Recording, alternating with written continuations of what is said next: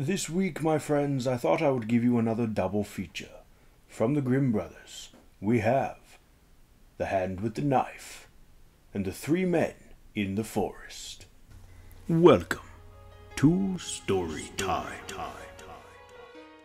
The Hand with the Knife. There once was a little girl who had 3 brothers, and the boys meant the world to her mother. The little girl was always neglected, treated badly, and forced to go out early in the morning every day to dig up peat from the dry ground on the heath, which they used for making fires and cooking. To top it all off, she was given an old blunt shovel to perform this nasty work. But the little girl had an admirer who was an elf and lived in a hill near her mother's house. Whenever she went by the hill, he would stretch out his hand from the rocky slope and offer her a knife that had miraculous powers and could cut through anything. She used this knife to cut out the peat and would finish her work quickly. Then she would return home happily with the necessary load. And when she walked by the rocky slope, she would knock twice, and the hand would reach out and take back the knife. When the mother noticed how swiftly and easily she came back home with the peat, she told the girl's brothers that there must be someone helping her. Otherwise, it would be impossible for her to complete the work so fast. So the brothers crept after her and watched her receive the magic knife. They overtook her and forced her to give it to them. Then they returned to the rocky slope, knocked the way she had always done, and when the good elf stretched out his hand, they cut it off with his very own knife. The bloody arm drew back, and since the elf believed that his beloved had betrayed him, he was never seen after that.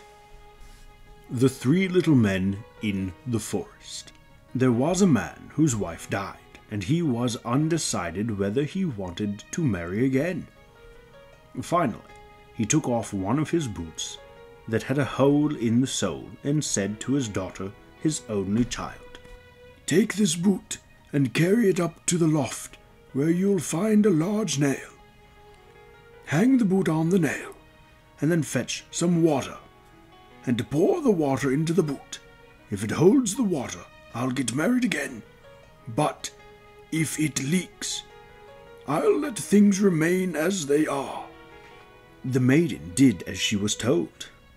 The water drew the hole together, and the boot became full to the brim.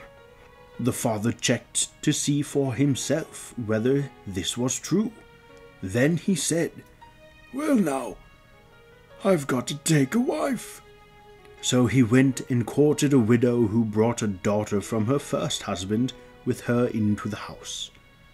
When she saw that her stepdaughter was beautiful and that everyone was fond of her, and that her own daughter was ugly, she scolded the stepdaughter whenever she could and only thought of how she might torment her. One day, in the middle of winter, when the snow was high, the stepmother sewed her a dress made of paper, and when it was finished, she called her stepdaughter to her and said, "I've got a craving to eat strawberries. So put on this dress, go into the forest, and fetch me a basket of strawberries, and don't you dare return home until the basket is full." The maiden wept bitter tears and said, "Strawberries don't grow in the winter, and even if they were there, they'd be covered by the snow. How am I supposed to find them? It's so cold outside that my breath will freeze.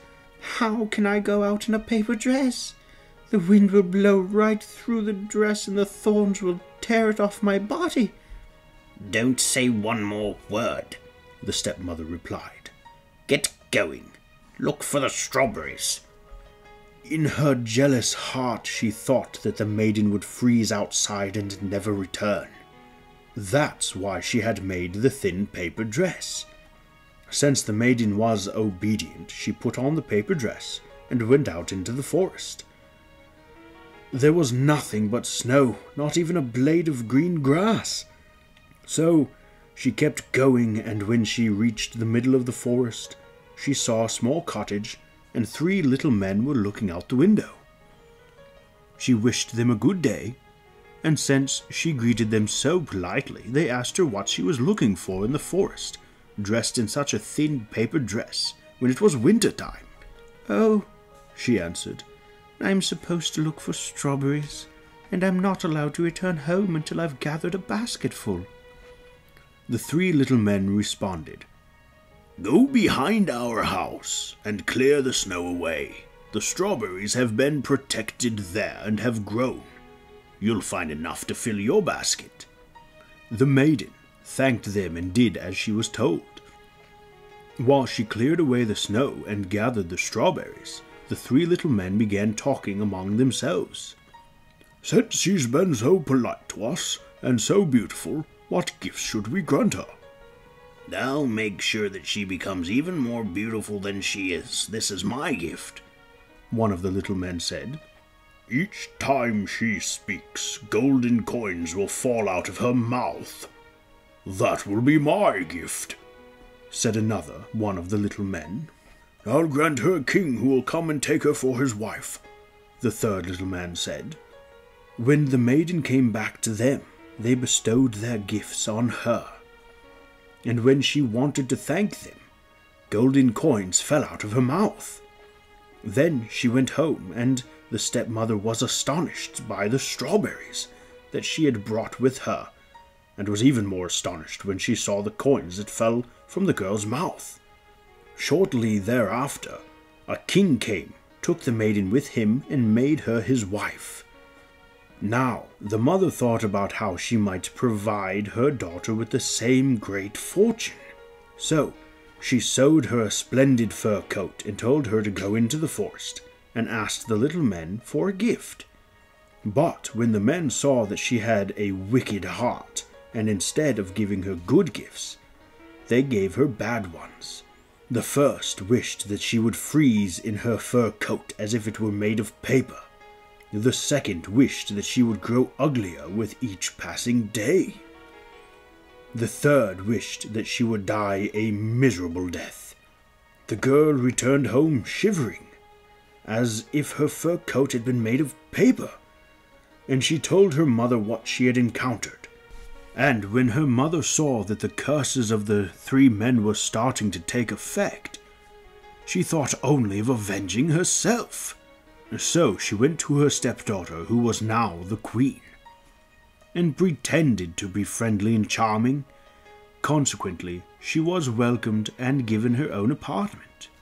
Shortly thereafter, the queen gave birth to a prince, and one night, when she was alone and sick and weak, the wicked stepmother lifted her out of the bed with the help of her daughter, and they carried the queen outside to a river and threw her in.